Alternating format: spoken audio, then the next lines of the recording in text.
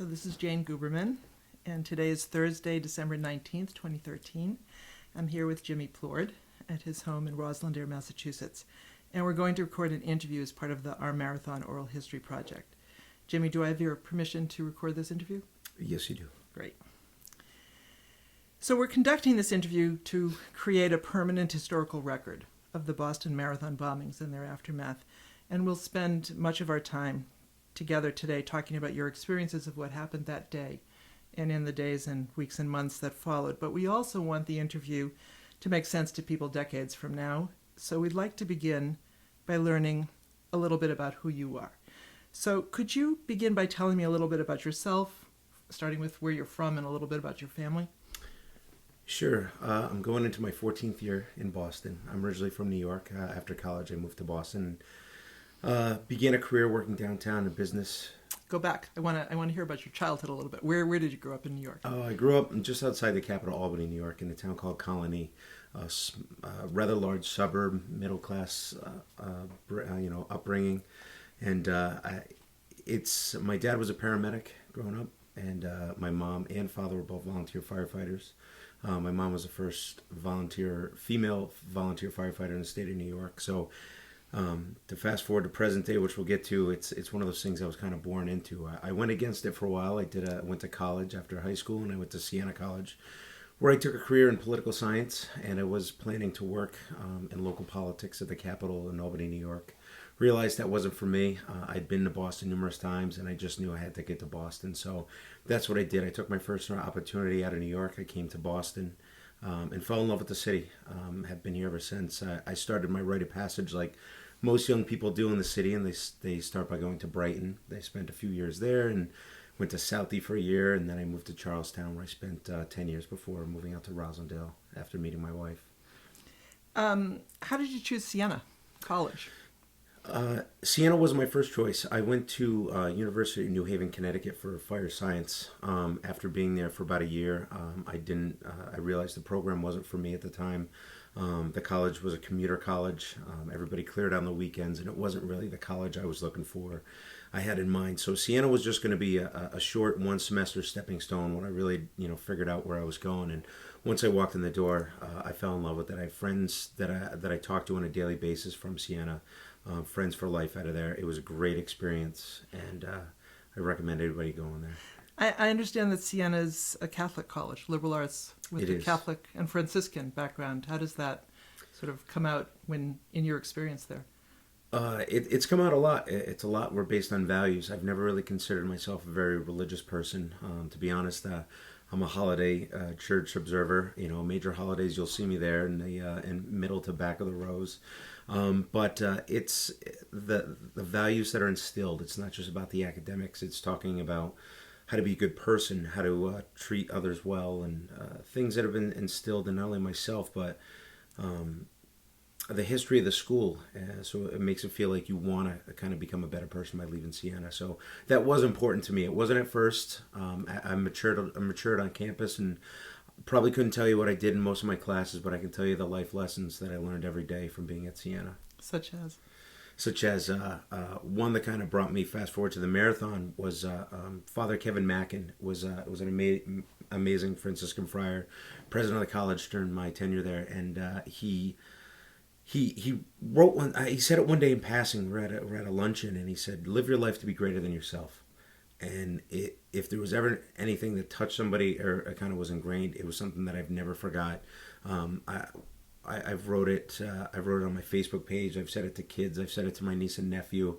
I try to really live by it as best I can. Don't always, but I kind of strive for it. And it's just something that makes sense to me. What does it mean to you? I'm never going to be a rich man as a firefighter. My wife's a school teacher. We both work very hard.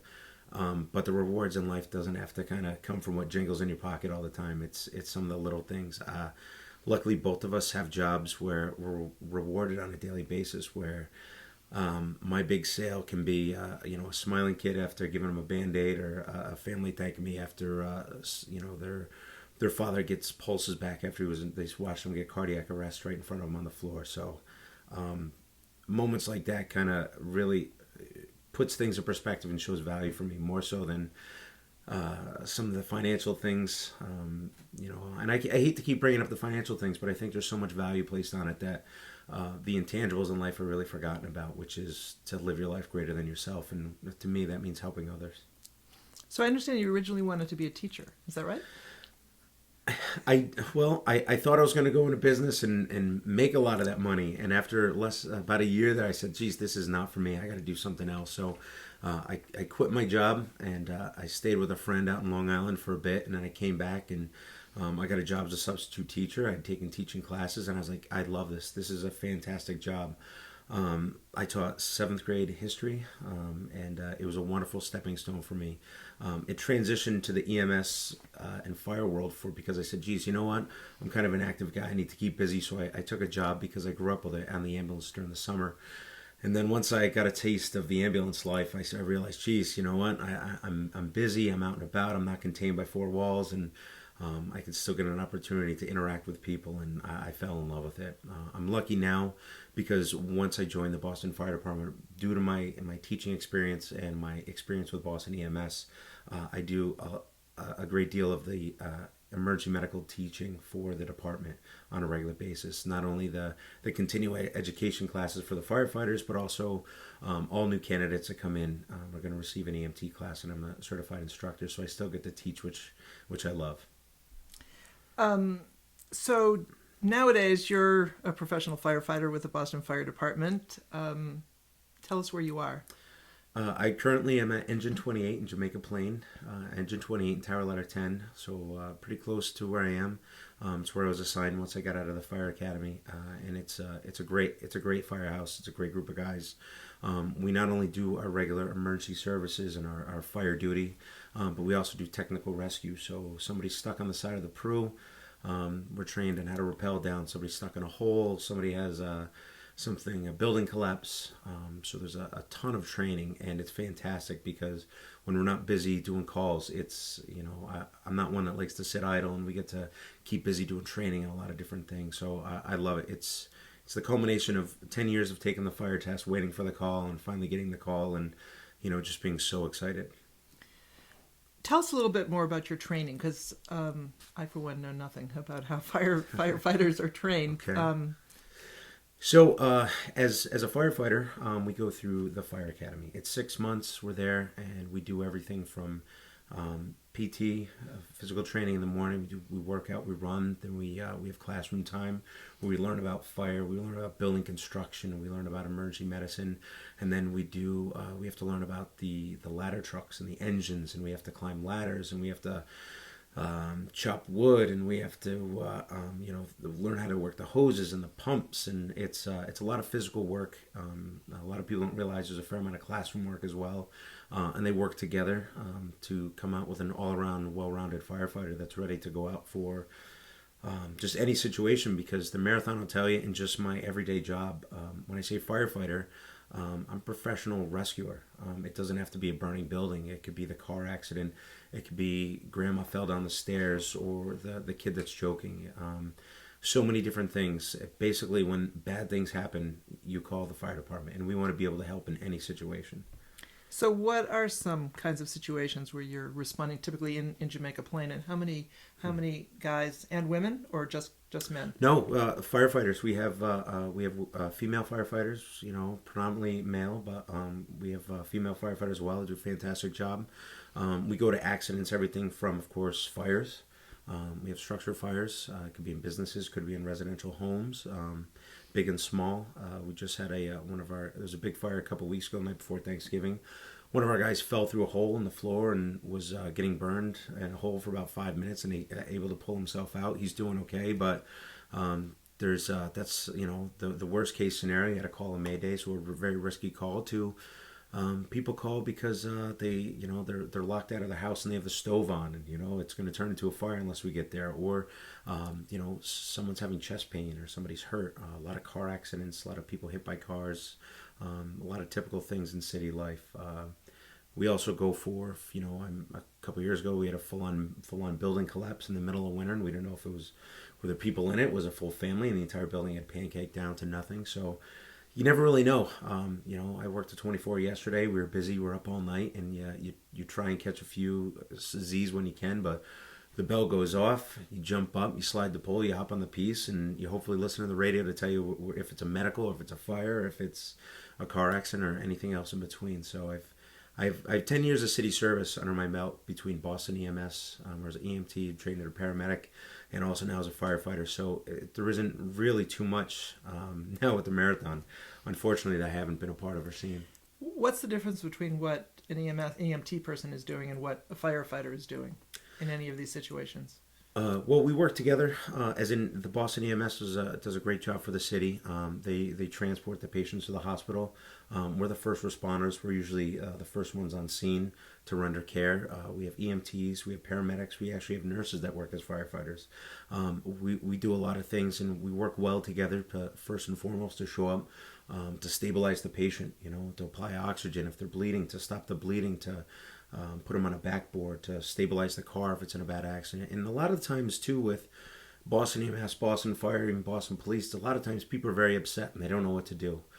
So we show up and we kind of calm them down and try and correct the situation best as can to let them know, you know what, this isn't a life-threatening situation. This is a scary situation. This is probably hopefully the one and only time you call 911 in your life. But you know what, we're here. We're going to help you out, and it's going to be okay. And a lot of times people just say thank you. I said, I can't believe it. I'm 50 years old. I've never been in a car accident. I've never fallen. I've never had anything really bad happen. And you guys were great and you helped out. So that's very rewarding on a daily basis for us.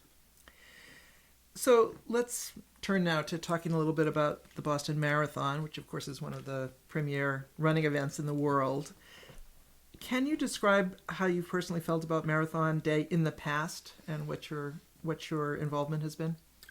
Sure. Well, previously working for Boston EMS, almost 6 years, I worked the marathon, I'm not sure, 3 or 4 times myself. And you work in the medical tent, and usually what that encompasses, if it's you get a lot of blisters, you get a lot of dehydrated runners, you get, there are some serious people come in with chest pain, different things, but for the most part, it's a lot of Band-Aids, it's a lot of dehydration, it's a lot of cold runners on a hot day, a lot of hot runners. You're dealing with the extremes that kind of go with it. So it's usually a long day. You're doing a lot of standing around for the most part in the morning because you get there bright and early. The runners don't get there for a while. There's a lot of setup, and then the elite runners, usually you don't see too many. They run by you, wave, and they go get their medals and move on. It's, the average guy that decides to run 26.2 miles, and by the end they're a little beat up, rightfully so, and we see a lot of them. Now, over the years, between Boston EMS, Boston Fire Department, and the Boston Police, working well together, do a fantastic job and kind of run clockwork to get people in, get them out, get them to the hospital, or hopefully the goal is get them into the medical tent, get them treated, and then send them on their way so they can, one, celebrate the fact that they just accomplished this, and also go spend time with their friends and family. So I've been on that side of it. This year I was there as a fire detail, working not only as a EMT paramedic with a medical kit in case somebody goes down. I'm right there on the sidewalk, but also if city life, a lot of fire alarms go off for faulty reasons, little different things. So instead of sending a fire truck and a crew of guys down Boylston, stop the race, what we do is we have guys stationed all along the sidewalks along the marathon route. So if something goes off, we quickly run into the building, we check the fireboard, we go check it out, and we say, you know what, this is a false alarm, cancel everybody. Or if we say, hey, this is a fire, we have people in the waiting and fire trucks assigned on both sides of the road to respond very quickly. And if we have to, like we did on Marathon Monday, the trucks are rolling, right down Boylston Street. So you said you were actually stationed in the tent, in the medical tent this year?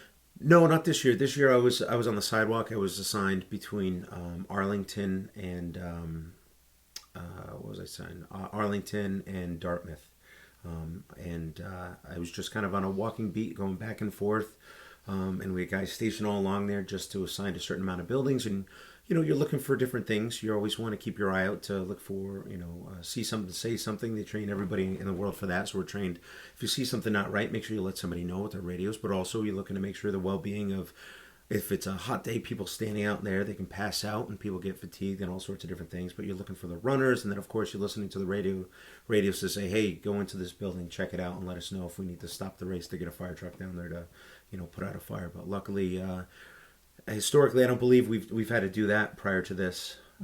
It's one of those things. They'll never send an ambulance or fire truck down Boylston to stop the marathon. It's a great day. It's a family day. It's a fun day. It's a great moneymaker for the city. It's notoriously, before I was involved in EMS and days I was at working between EMS and fire, I used to go down there, watch the race, go meet up with friends, have a fantastic time. It's a party day if you're not running. It's a celebratory, happy day if you have friends and family doing it. So Where were you in relation to the finish line this year? I was actually standing directly in front of the medical tent, and I was standing with the lieutenant, and we were just kind of commenting both back and forth of, geez, you know what? It's actually been it feels like it's been slow this year, you know? I mean, we've been walking up and down. I haven't seen too many people going into the medical tent. And he says, I've been listening to the radio, and EMS and police are saying the same thing. It's kind of slow this year, and we're both like, that's great. Slow is good in our profession. Slow means no one's hurt, no one's needs our help. Can you just describe the scene a little bit? What was it like? It was a good day this year. It was fantastic. Right before everything happened, the bombs went off. I'll never forget I remember seeing so many happy things. I saw a father and his son, and his son had a T-shirt on that said, "I'm severely autistic," and he's nonverbal. And his father led him to the end of the finish line. His dad was so proud. He's saying, he's just yelling out to the crowd. My son just finished his first marathon. He's nonverbal autistic, and he was happy, and everybody's kind of clapping for him. And then 2 minutes later, I see,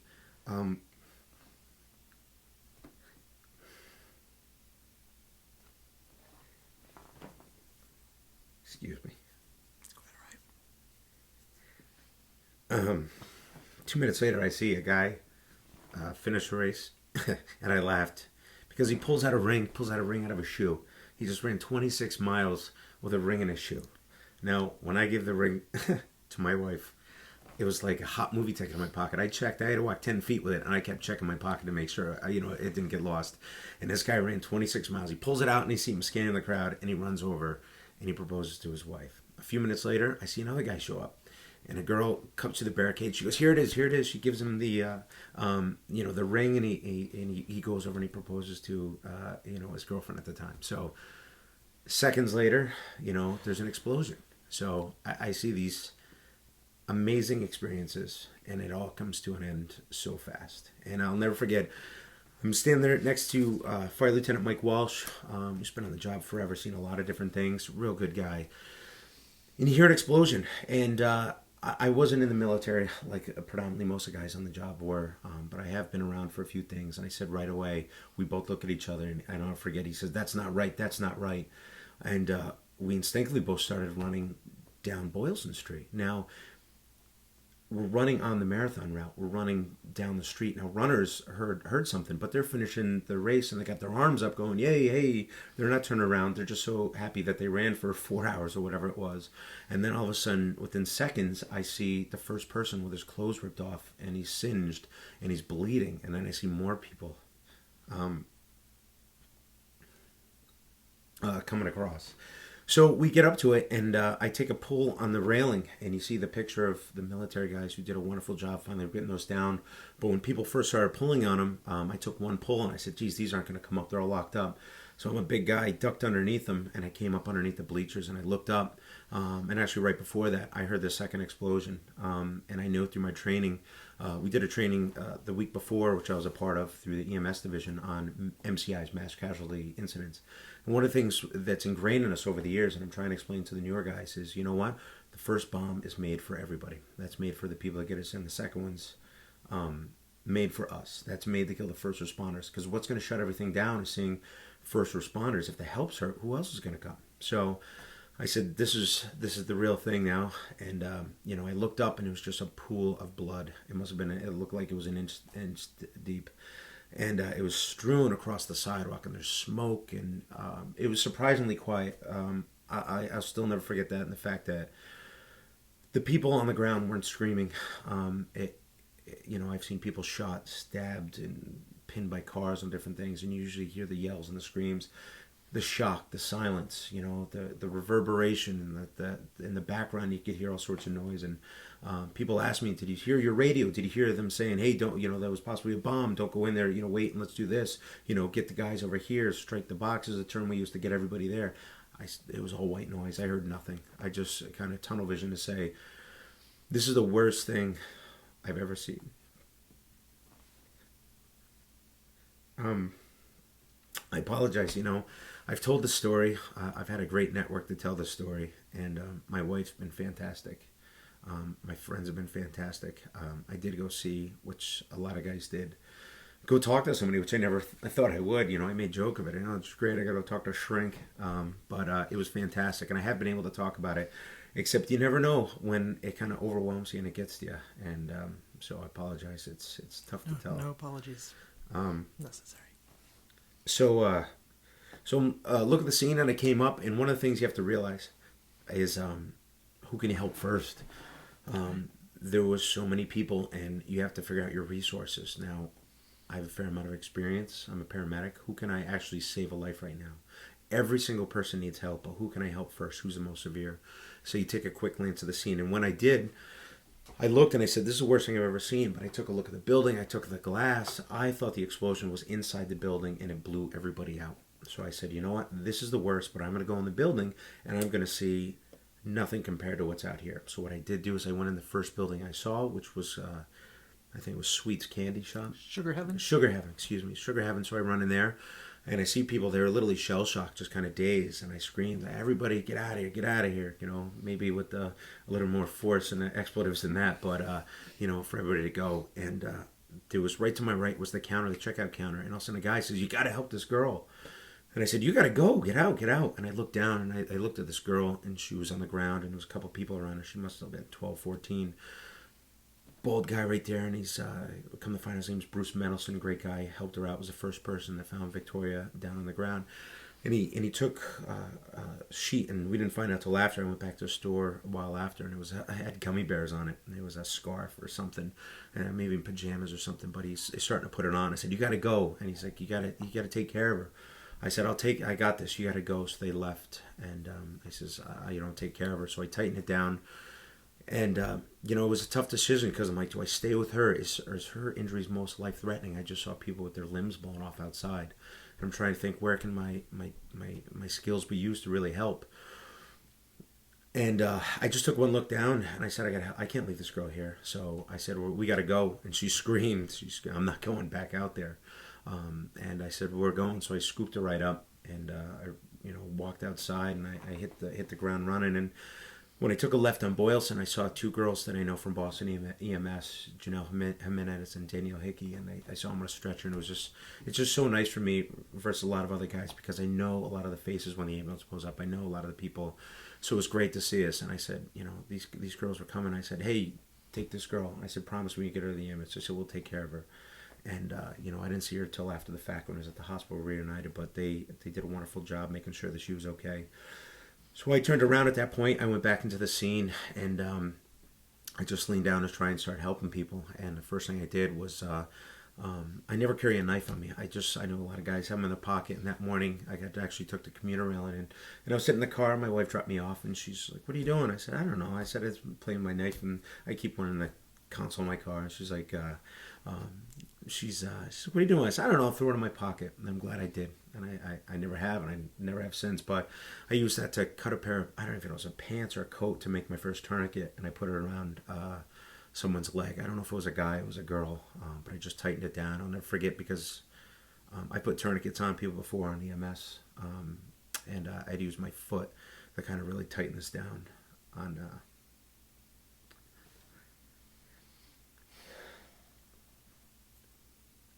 So I had to tighten it down, on the leg. And that's how it went. You just kind of just move from patient to patient. Somebody says, this person's on fire.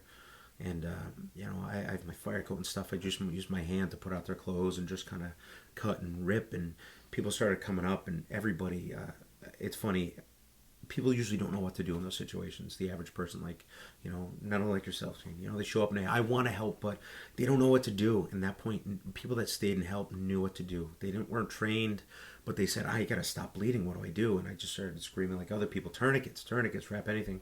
People went into the stores. People were coming out from Marathon Sports with T-shirts. I said, I need something. And I took a belt, and the guy just ripped it off. And, and and it's not too easy to take a leather belt, you know. It's a big thing, but I'm trying the best I can to tighten it down. It's just moving from person to person, and luckily then more faces were showing up from EMS, and luckily all the fire guys that were on the detail there. It was so comforting to me in that horrible situation where, at that time, I really wasn't thinking how horrible this was. Oh my God, what's going on? I can't believe this horrid scene. It was just, this person needs to be treated, that person needs to be treated. And I remember I leaned over a doctor from the city, and she was bandaging somebody's leg, and she grabbed a piece of broken fence. And I remember saying to myself, what a good idea. And we tightened it down, and you didn't stay long with these people. You turned around and you put your hand on somebody else's leg that was bleeding, and you tried scooping somebody up, and you're trying to figure out who goes next, because stretchers were coming, ambulances were coming, more people, and you say, take this one, take that one. And the whole time too, the police are screaming, trying to set up a perimeter, and they're saying, there's more bombs, there's more bombs.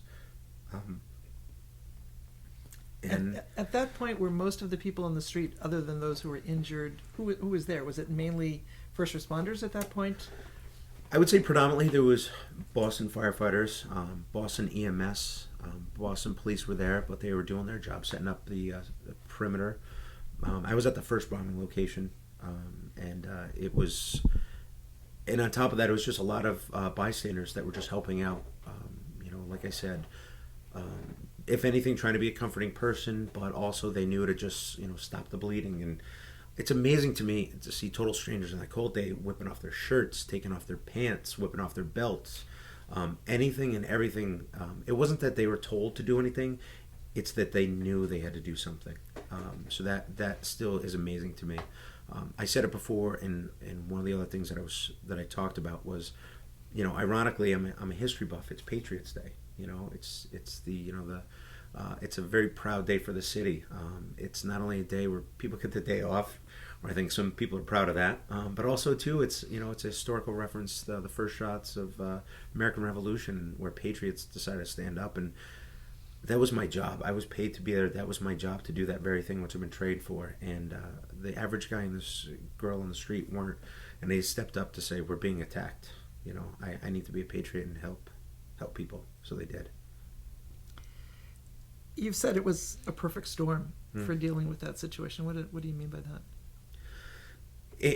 It was a perfect storm. The fact that where the location happened, I think if it's 26.2 miles. Luckily, these two weren't smart enough, and they didn't do it in places that are very rural. They did it blocks away from the medical tent that's filled with unbelievable world-class trained fire, EMS, police, doctors, nurses. We, in the city of Boston, you can't swing a dead cat without hitting a hospital or hitting some type of medical professional. So that really came into play because so many people were trained and ready to help at a moment's notice. Because in trauma, in situations like that, the only thing that's truly going to fix these people is, a trauma hospital, someplace that can go in and stop the bleeding. We can do a great job with bandages and tourniquets to save the lives initially, but they need a surgeon or someone to go in and physically stop the bleeding and get these people back to recovery. Did you know people personally who were at the finish line? Yeah.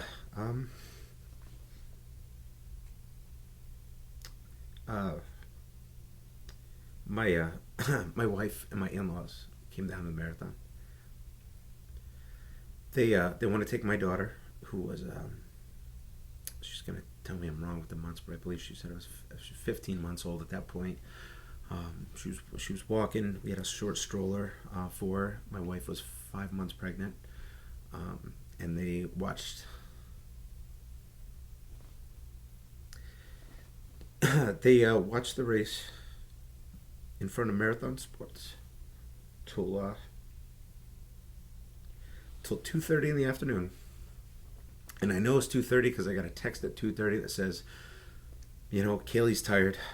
We're gonna head home. Love you. And the bomb went off at 2:49. So 19 minutes would have changed my life forever. There was no doubt in my mind that my daughter wouldn't have made it because she was in a stroller. Everyone's injuries were below their legs. My daughter was in a low stroller to the ground. We have the small one, kind of, we're just getting around the city. My wife was pregnant. My in-laws were there as well. It's been tough on our whole family. One, just kind of the stress of dealing with that.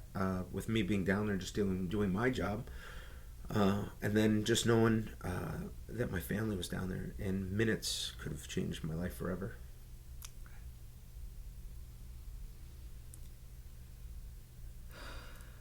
When did your family first know what you were doing and what was going on with you? I'm not 100% sure. I know it took, they say after the fact, all these facts, that it took 18 minutes to clear the scene, which is amazing. Absolutely amazing. And that goes to the credits of my coworkers and everyone that was there that helped that day. Everyone did above and beyond fantastic. I mean, people are studying this as a case study in the first responder world to say how we did it, how it happened. I know after, they kind of regroup and they say, hey, all the fire guys stand over here. You guys don't move. We're going to regroup, get a head count. And I stood there for about 2 seconds and I said, you know what? I'm a paramedic. I have lots of experience. And I said, screw it. I ran down the medical tent and I don't know if I was the only firefighter, and I was in there in my gear, and I just started, helping people in there as best I could, because I would say Boston EMS and the first responders initially did a better job with the emergency situation in there in that moment, because a lot of not all of them, some of the doctors and stuff work on medical floors. They're podiatrists or different things. They haven't had the emergency training to deal with what needs to be done first, so I was helping in there. So I wasn't sure if it was after the time I was in there and they cleared out all the patients. I know she knew what was going on first before I talked to her. I knew that the phones would be jammed. They were shutting down the network. They put over the cellular network, or they put that over the radios. I knew that I could send an email still, so I sent an email, and I remember something to the effect of, "I'm okay. So many dead. I love you."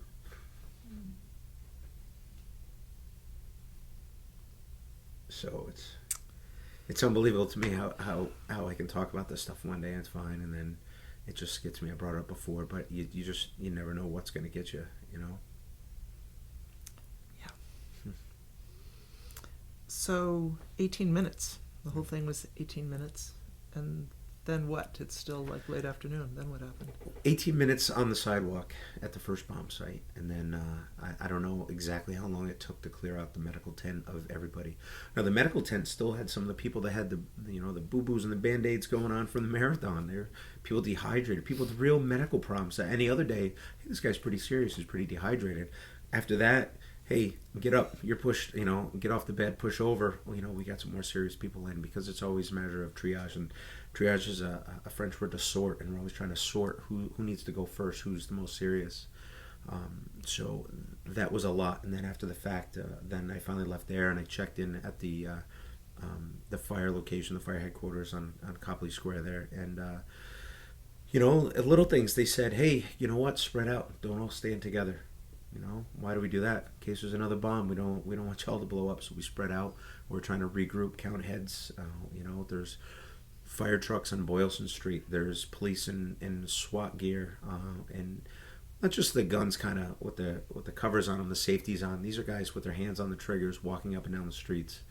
And I'm amazed, some people that finish the marathon, or just people on their cell phones, walking up the street like nothing ever happened. Boylston Street looked like it was a movie set. I mean, there was tables flipped. There was just cars. There were fire trucks. There's lights. There's all these things.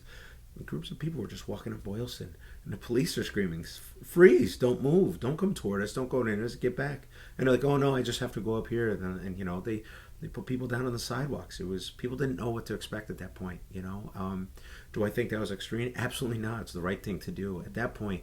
We don't know who did what. We don't know what the next thing. They're having crime dogs and bomb sniffing dogs check garbage cans and buildings and sort things out. Do we have all our guys? Do we have all the EMS guys? Do we have all the police people? Who's hurt? How many dead? Do we know if it's safe for us even to leave this situation at this point? So it was hectic for a while. Luckily, the department realized we have what we call the CISM team, the Critical Incident Stress Management Team, and it's something that's been around. Boston Fire Department is one of the oldest teams in the country for it, and it's basically to recognize its peer-to-peer network, to realize that was horrible.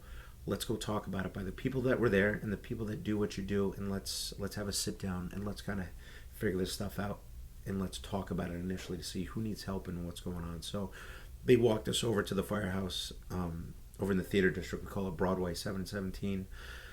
Excuse me. And when we were there, they kind of put us all around, and at this point, they gave us biohazard bags. We're covered in blood. All our gear is covered in blood. Our jackets, our boots, our pants, our radios, anything that we had was covered in blood, so it has to be all taken away to be professionally clean or just thrown away. So we're kind of stripping down, trying to clean ourselves, and everyone at that point was a little shell-shocked, and you were glad to see faces. You were glad to say, oh, hey, you're all right? How you doing? Where were you? What's going on? And did you hear this happen? Did you hear that happen? So there's a lot of rumor, a lot of things going on at that point, but I was glad they put us in a circle, and we kind of the guys are there to say, hey, this is what's going to happen. Looks like we have all our guys. We're going to follow up with you guys tomorrow. We're going to follow up with you the next day. This is above and beyond your average everyday call. We need to make sure that everybody's doing okay, and I'm really glad they did, because not only myself, but I think everybody there was touched on some level to realize, hey, we got to talk about this. We got to get this out. So. So when did you actually get to go home? I don't even know what time it was. It's a nightmare to drive that day in the city, so I took the commuter rail, and I was planning to take the commuter rail out. The trains were stopped. You couldn't get a cab. So finally, one of the guys on the CISM team said, I'll gladly give you a ride. So give me a ride home. I remember going to my back door, and still I kicked my boots off on the sidewalk and took my pants and my shirt off outside, and my wife wanted to hug me. I said, don't touch me. I said, I don't know what was in that smoke, all those different things. So I go upstairs, and I showered first, and I came out, and I got to be honest with you, I'm not ashamed to say I cried like I've never cried before. So happy to see my wife and my little girl. She had been seeing the picture of me carrying Victoria, which went viral all over the place, and everybody's calling her, texting her. My parents and family members and people from all over the country were calling. How's Jim? What's going on? What's going on? She didn't know herself. There was no way to actually talk to her besides that short little email. So she was going through her own things herself. I will appreciate the fact that I hated that picture. I still do on some levels. The guy called me the next day, and he says, "Oh, what'd you think of that picture?" I says, I often wish he didn't take it. It was too soon, I think, for him to call me, because there was so much anger that people were calling me, hey, good job, good job. Everybody did a good job that day. All the guys I worked with were out there, and they ran toward the bombs. They ran toward the smoke to help people, and it's not fair that people recognize me, my ugly mug on that picture, out there and about, where everyone did the right thing that day. So now it's a little bit of pride in the fact that I know after the fact. You never know. You never know how you're going to act at these things. You think of, I think back to 9/11. You think of the brave men and women that went in the buildings and different things. You wonder that day before, they're thinking, geez, I wonder if I could do this. And we're attacked again. And I think the only thing that really got me through was seeing that is my daughter, 5 months, just so innocent. She, every time she saw that picture, she'd smile, and she'd just say, Daddy. And it turned it for me, because it was a stupid picture of me. It was played at nauseum, and it still is up there. But every time till this day, if it shows up on the TV, she gets so excited, and she says, Daddy. So let's talk for a minute about the week following the bombings. What was going on for you? Were you following, for instance, what was happening in the hunt for the bombers? Yeah, I felt the information was helpful for me. I wanted to know as much as I could. Talking to guys I work with, talking to other people, and just kind of putting the story together, because it was, I feel like for a while, I had a tough time recalling things initially. My short-term memory, you said something to me, I was like, what? I just couldn't remember things.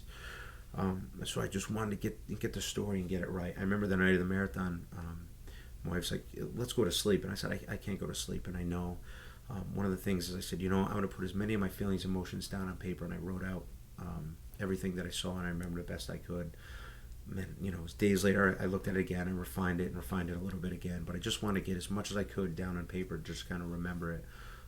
But then after the fact, the next days was the media hounding, and the media attention was tough. I can deal with it now. I can say yes that I want to talk to you, no I want to talk to you. I wasn't ready then. It was pretty quick, less than 24 hours. My family, like I said, is in Albany, New York. Multiple news crews were outside their house, calling their house, radio stations, TV stations, newspapers, people showing up. And then my parents are calling me and saying, hey, so-and-so just came to the house. They say they're driving to Boston. They're trying to find you. The guys at the firehouse are calling me and say, hey, all these people are calling the firehouse. You know, excuse me. I have a house phone. I don't even know the home phone number. It's part of the package that comes through Comcast. And that phone was ringing off the hook. My cell phone was ringing off the hook. My Facebook page, friend requests from all over the world. I'm a producer with this. I'm a producer with that. And it was a lot. So I went to the firehouse and I talked to one of our deputy chiefs who's very well versed in this, Deputy Chief Fleming. And he says, you know what? He says, let's do a couple. Let's have him here. And I said, I'll be right there with you. If the questions are too much, if they're inappropriate, I'll stop them right there. We'll kick them out. You know, we'll put a fire truck in front of your house. Make sure the guys don't bother you. And it was good, but it was pretty quick. And you know, the Today Show came, local news crews came, the paper came and stuff. And there's a lot. I'm a nobody, you know, and it's all of a sudden everybody wants to talk to me, wants to be a friend, and they want to hear your story. And it was very stressful. I thought it was an appropriate time, so they'd call up and say, you know, they'd call up and, you know, my name's James. That's how people that don't know me, you know, call me like, hey Jimmy, how's it going? You know, I hope you're doing all right. Give me a call. Just want to see how you're doing. You know, it's producer from this TV show or that TV show. I'm like, I don't know you. Don't pretend like we're friends and stuff. And they would call and, you know, can you be here right now? Can you be here right there? I want to do an interview. And they'd name drop, this person wants to talk to that person. And I wasn't really impressed by that. You know, my priority was my family, and it still is. So a lot of people still call and want to talk on this different things, and I'm not going to do everything unless I feel like it's worth it to me and it's worth it to my family to sit down and talk about this stuff. But the media hounding, my job, people never prepared me, and I don't think you really can for what comes with a simple picture out and about. They probably didn't know either. Yeah.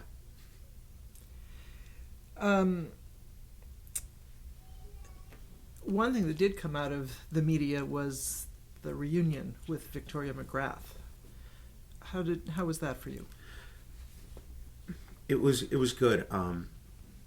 You know, I've through my job, I've saved people's lives with my crews over the years, and I've never really met anybody before. You know, I remember one time a kid got electrocuted, and we got to meet him in a manhole. His coworker started doing CPR, and we got him back, and he lived, and we got to meet him. So that was great. I never really, you know, thought that experience would happen again unless it was something big, and of course, something big happens. So we got to go to the hospital, and you know, I was a little unsure. I'm thinking, come to find out, this 12 to 14-year-old girl is a 20-year-old college student, you know, and I'm like, you know, she probably doesn't want to meet me, you know. I'm like, she wants to go on, she wants to spend time with her family, just like I do. And she was fantastic. Come to find out, she's this amazing, smart, strong girl with this great family. And I'll never forget, at the hospital, she gave me a hug that remind me when she squeezed me coming out, and it reminds me of when my daughter hugs me. It was just the tightest, you know, squeeze, and she cried, and I found myself, you know, before this I was never much of a crier, you know, and you know, I the tears, and I just said thank you, just thank you. And I'm like, you know, thank you for letting me meet you, to kind of put this thing full circle, seeing the most horrible thing ever, but knowing that in some part I had a part in helping you.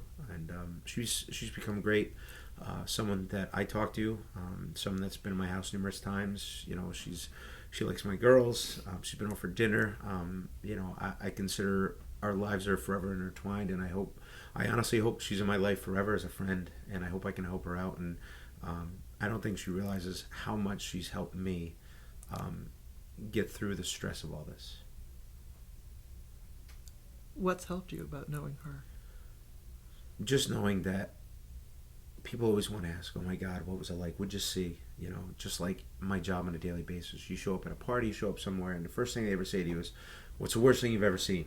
You know, and It's not something you really want to talk about. My wife jokes, if we go out somewhere and people say, "Oh, what do you do?" and I'm like, "Oh, I work for the city," and you want to go at because the questions. It's on the tip of their tongue. What's the worst thing you've ever seen? So you always joke, "Oh, my paycheck," and it's trying to make light of it and turn the situation, switch it around. But it's just knowing that she's okay. She's gonna go on and do great things. And like I said, I was tested that day. I think I've done some things and I've seen some bad things and I've helped some people before, but I feel like I was personally tested, and I like to say at least that's one proof that's something I did. For all those people, because I don't even know if some were guys or girls I put tourniquets on. Some of those people you couldn't tell right there, and you didn't know who was who. And I've luckily through Victoria and the Survivor Network, I've met most of these people, and they're fantastic, strong, amazing people. But the one I call a true friend is Victoria, and I'm just so happy that she's going to go on. I hope she becomes president. I hope she does wonderful things, and I'll look back and say, hey, you know what, we crossed paths, and it helped me. And you've gotten to know a couple of the other people who were involved, Bruce Mendelson. Absolutely, Bruce Mendelson. He was the first one with her, and he initially put on a tourniquet and was there to help. Great guy, and also Alicia Chambeau rode to the hospital with her, and also Tyler was with the medical tent with her as well. So great people, very diverse backgrounds, different walks of life, different things, but all came together in that one situation, which really kind of incorporates or just kind of puts together the marathon and the scope of it, and how so many people from that would probably never be in the same car together before this were thrust together in this amazing experience. And we got to meet each other a couple times at meeting Victoria, and then at the Boston Strong concert. We were on stage at the Garden. That's people don't get that experience. The Garden, there wasn't standing room. There was standing room only, if that. And these amazing acts, and Victoria got to speak, and we're all up on stage. And I wish I could have that moment frozen in time better in my head, because I just know I was in awe. I was taking it all in. But the best part about it was I got to meet these people, and we got to hang out and spend time together and communicate. So it was great.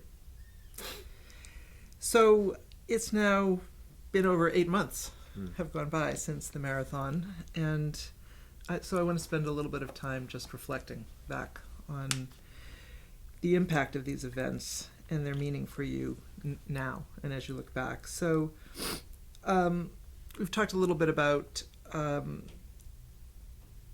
what helped you cope in the immediate aftermath. And so can you just talk a little bit more about what the Boston Fire Department or the City of Boston has done to provide support or post-traumatic stress support and counseling for all of you? Sure. And everyone does it their different ways. We have, like I said, the critical incident stress team, which I'm actually on. But for this, they said, guess what? You're not anything a part of this now. You're a hair club for men. You're not just the owner. You're a part of it. It's... So at that point, I was a client. I was somebody that they called and they said, "Hey, how you doing?" We got together a couple days after, and we went to a neutral location, off fire spot, and so no one was intimidated. It was just guys that were there affected. You can't have outsiders in, because you don't want to scar them to the things that we've seen, and you want to have it's a close knit group. And my job, people say, recently somebody just said at one of the meetings with the Survivor group, and they say, how do you deal with this on a daily basis, seeing this stuff? Because I said I've seen dead babies, I've seen people shot, I've seen people splattered off buildings, and I said, you know what? I said we have a social worker that comes every single day at the firehouse. They're like, you do? I said, yeah, we have group therapy sessions. They go, really? I go, it's the kitchen table. You go to a bad call, you sit around the kitchen table, you pour a cup of coffee, and you sit there and you go, geez, at first I think there's kind of a natural progression is, hey, where were you on that? What were you doing with that? Why weren't you holding that? Why weren't you doing that? And also you say, well, I was over here doing this. Well, geez, I didn't know that. Oh, you're doing that? So you get it out, you put it out there, and you kind of talk about it, and you geez, I can't believe that happened, And at times, what do? You gallows humor, you joke about a couple things, and you do it, and people say, how can you do that? I said, because we have to, because at any moment, I said, we're not done. The bell's going to ring.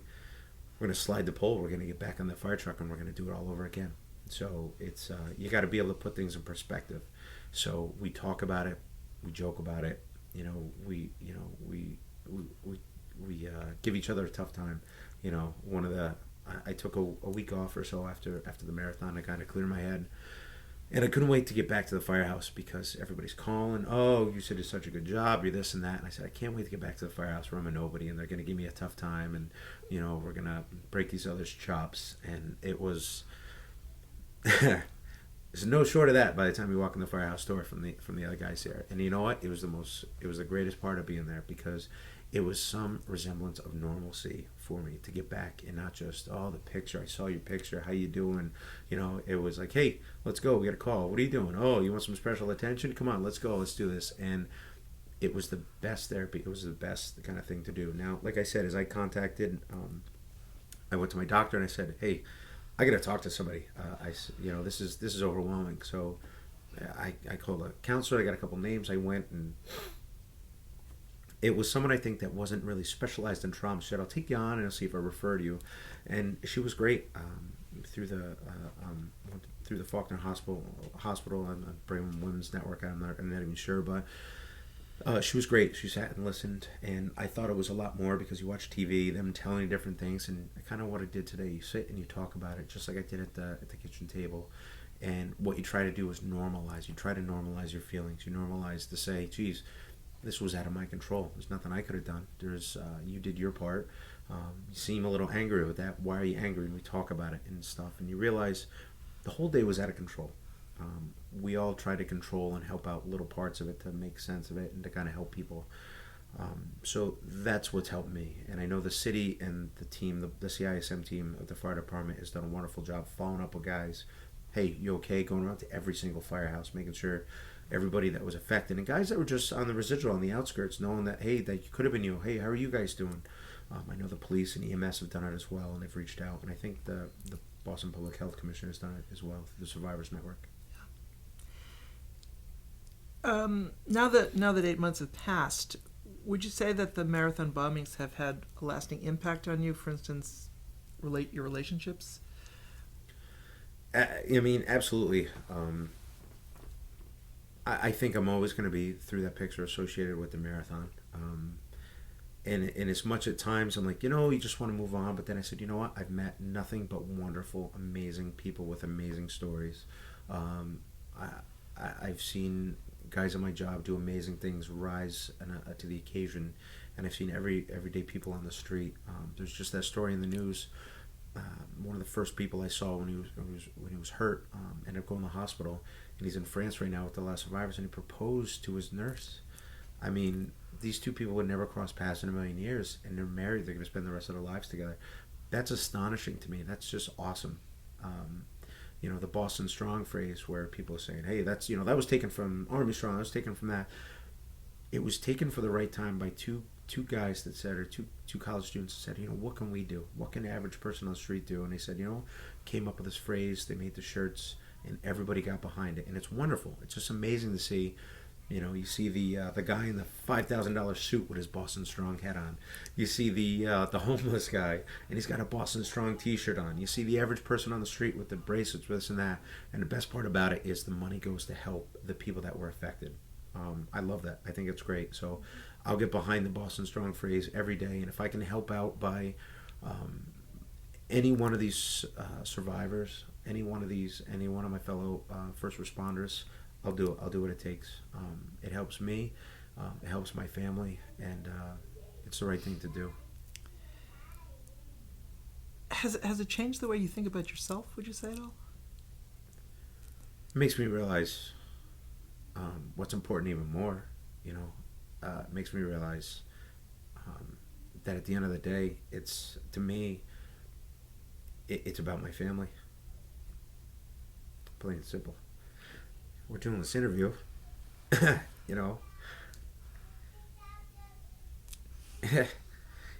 don't know if you can hear it on the mic, but my little girl is up there, calling for daddy, and that's what's important. So I want to take a few more minutes just to reflect on the import of the fact that this emergency situation was the result of a terrorist attack, not a fire or a car crash or something like that. So just to think about the Tsarnaevs for a minute. Johar Tsarnaev in particular told investigators that he and his brother were self-radicalized.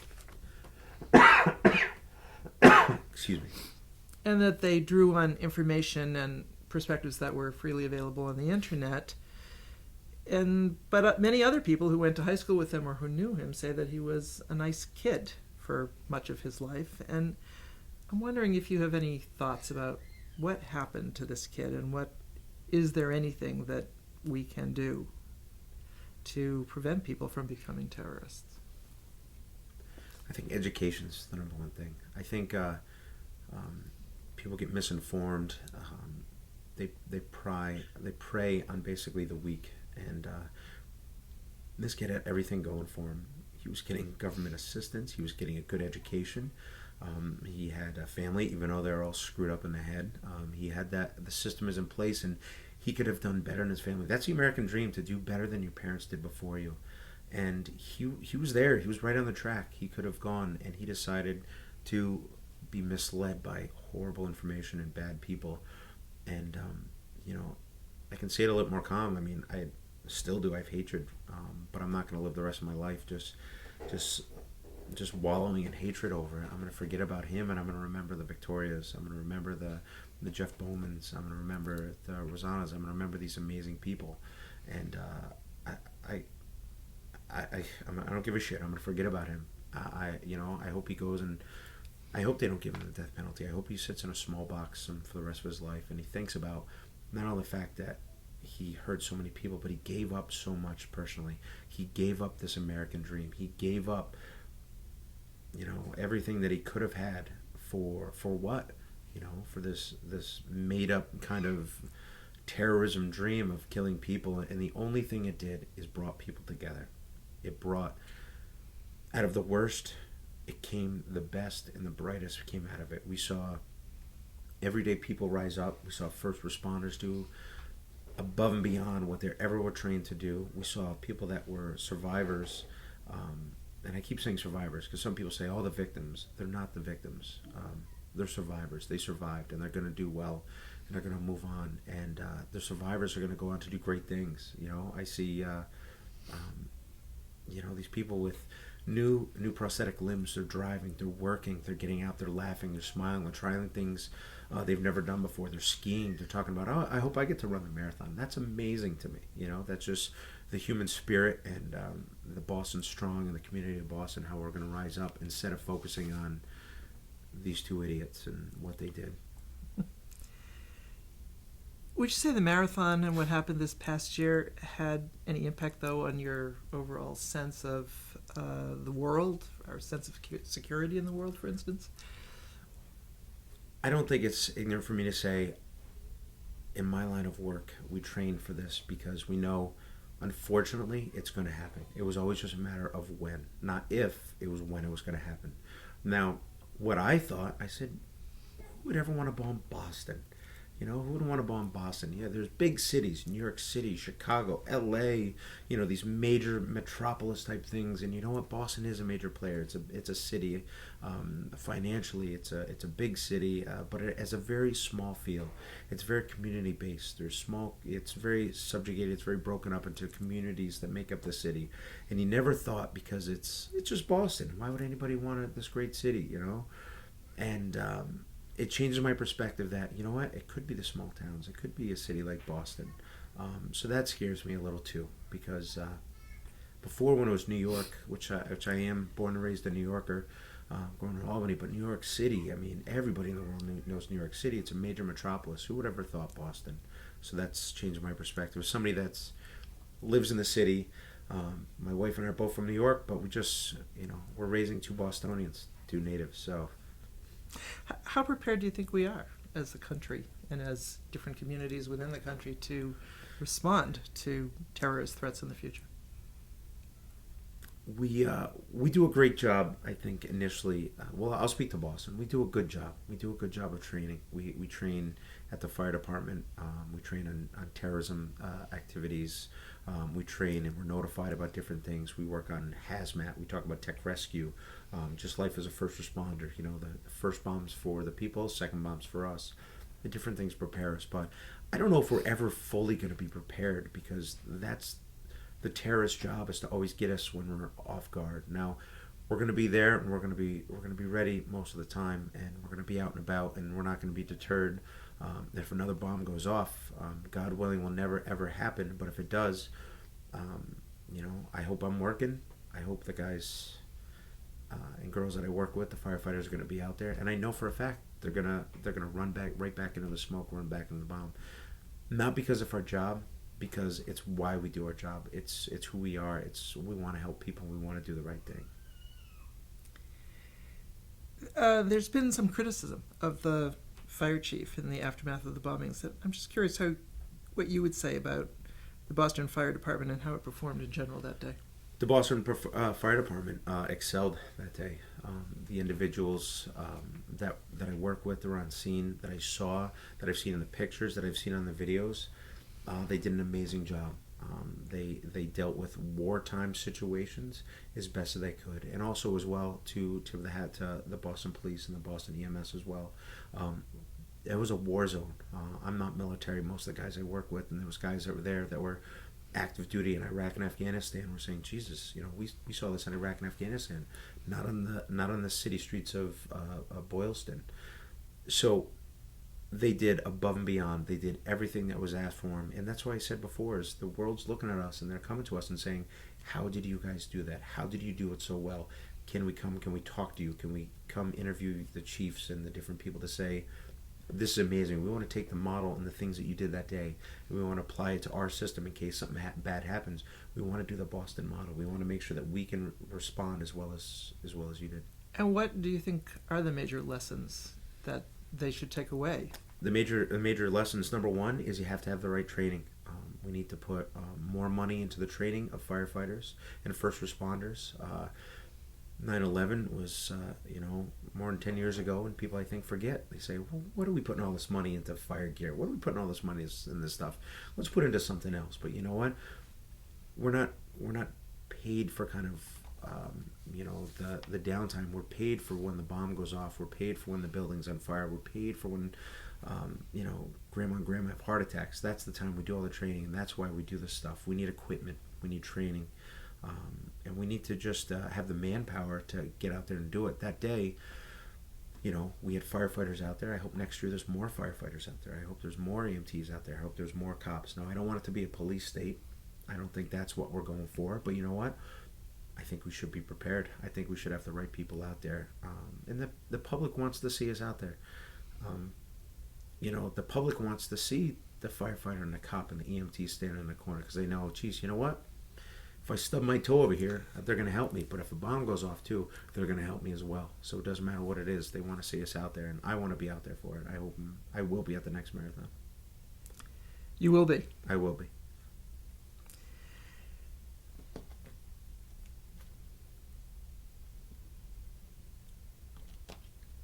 From all the public recognition you've received from your role, we've been talking about that off and on throughout the interview, it seems clear that the American public is very hungry for heroes. And looking back from a vantage point of 8 months or so, how do you feel about what you did that day? I can just speak personally. Like I said, for me, it was always a what if. What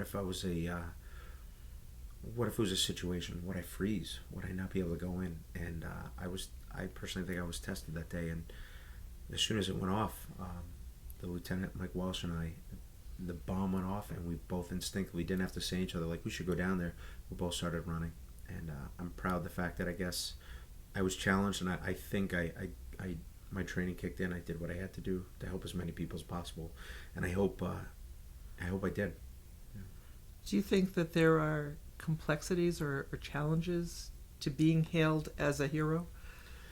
Yeah, I am not a hero. I was out there doing my job, and luckily the training kicked in, and I was out there, and I was there on the street because the people are in charge, the people do the planning, say, hey, we need guys like myself and all the other guys that I work with out there on the street because of our training to do the right thing. So everyone that wears a uniform that was out there that day, as the first responders, who I'll talk about, was a hero that day. we're heroes every day in the fact that people don't call us because they want to come talk to us. They call us at their worst point in their life. Most people in their life call 911 maybe once, maybe twice in their lifetime. Their absolute worst. It's nice to know that at that very point when you're at your absolute worst, total strangers, they want to call. I think they call me. They say, "Hey, I want to call Jim." They call 911. They say they want myself. They want the guys and girls that I work with to show up and to help them. So that's a nice feeling, and it's nice after the fact because people do forget. People do forget what we do on a daily basis. We get beat up in the newspaper all the time. What are you guys looking for? What are you guys looking for in the paper? What are you guys looking for with this contracts? This and the message is lost. What's the message? Is that we're there to help, and it's been nice with people stopping in the firehouse, and we're just standing on the street on a call. We're just about to pull away, and people flag us down and they're like, "Can I help you?" And they're like, "I just want to say thank you." It's probably the number one thing people can do for us. It's nice. It's not overlooked. I mean, I have a job that's big metal fire trucks with axes and sharp things on it. And people show up every single day with their kids and they go, "Can my kids run around in your fire truck?" And we open the doors, we open the fire trucks, we turn on the lights, and we love it. I mean, not too many times people show up at a dental office or an accountant's house and say, "Hey, can we touch your calculator? Can we go use your, can we see your drill?" So it's, that's why, I played on the fire trucks as a kid. That's why I wanted to become a firefighter. And I hope some kid that plays on the fire truck will want to become a firefighter someday as well. So, Would you be happy if your kids wanted to be firefighters? no, I want them to become brain surgeons and doctors. No, that's not true. I want them to be happy, and my niece is looking at colleges and she's looking at different jobs, and I say, you know what?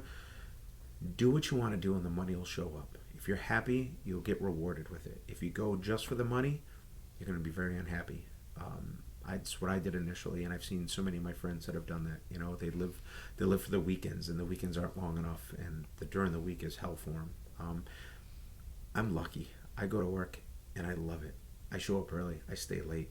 People don't understand, like, how come you went into work 2 hours early?